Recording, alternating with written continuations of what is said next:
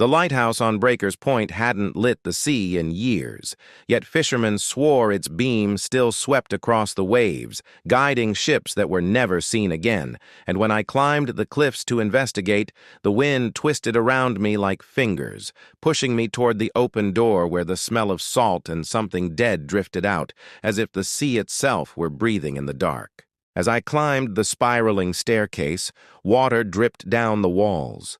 Thick black seawater crawling with tiny glowing shapes that wriggled away from my light, whispering in soft, bubbling voices like people speaking underwater.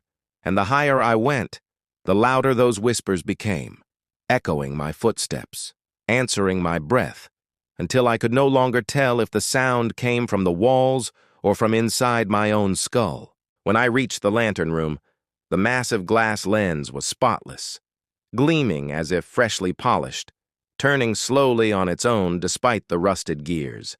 And when the beam swept across me, the temperature plunged as the room filled with figures dripping seawater, their skin pale and swollen, their eyes dark voids staring through me as they pointed toward the window where a ghostly ship waited on a sea that wasn't there anymore.